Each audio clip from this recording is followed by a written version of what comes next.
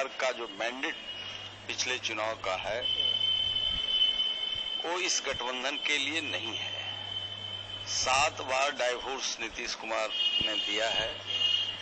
नई दुल्हन बन करके 8वां बार उन्होंने विवाह किया है। तो ये नई दुल्हन वो सारे कुकर्मों को ढकना चाहेंगे, सारे अत्याचार को, सारे असफलताओं को अपने लिए लिए हुए हैं। और भाजपा इनको ढो रही थी, भाजपा इनको ढो रही थी। भाजपा को इन्होंने मुक्त कर दिया। भाजपा को एक बार बिहार की आवाम के सामने खुल करके आना चाहिए। भारत सरकार में नरेंद्र मोदी जी बराबर जीरो टॉलरेंस करप्शन का कहते हैं, तो ये जीरो टॉलरेंस करप्शन की चर्चा नीतीश कुमार भी करते हैं। सृजन घोटाला के मुख्य अभियुक्त नीतीश कुमार जी हैं।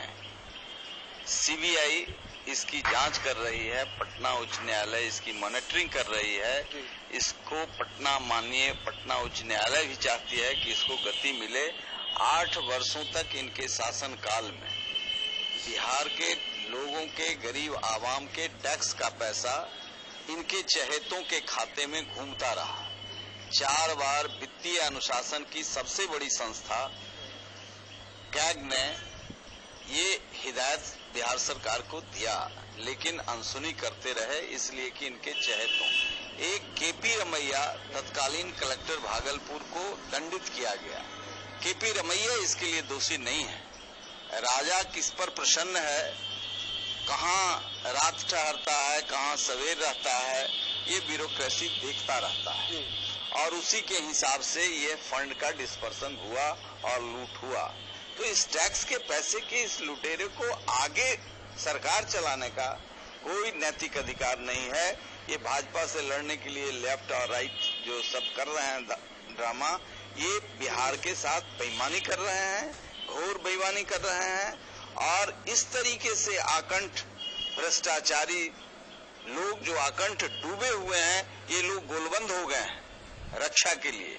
चूंकि जांच पटना उच्च न्यायालय ने अपने हाथ में लिया था, तो यहाँ एक मुश्त एक भाव से ये चीजें चलेंगी।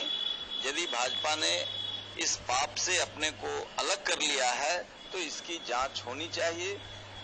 इनके जितने लोग, जितने चेहरे नीतीश कुमार के साथ वहां गए हैं और जिस चेहरे से समझौता किया है, ये इस पर नीतीश कुमार भी आरोप लगा चुके हैं, मॉल बॉल कॉल।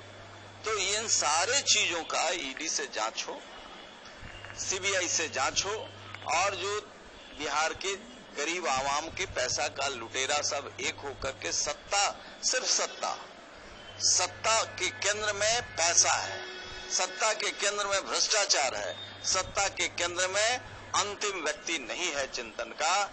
इसलिए इस पर कठोर कार्रवाई और अतिशीघ्र कार्रवाई करनी चाहिए और इस राज्य में राष्ट्रपति शासन लागू करके इन सारे जमाखोरों को, सारे बालू माफियाओं को, सारे दारू माफियाओं को रास्ते पर लाना चाहिए। बिहार को भ्रष्टाचार से मुक्त करना चाहिए और यहाँ के इंस्टीट्यूशन को जिंदा करना चाहिए। सबसे पहले इन लोगों ने इंस्टीट्यूशन को मारा है।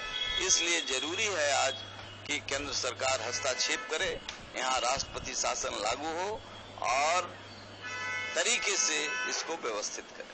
अब एक अहम सवाल ये है सर कि ये जो अचानक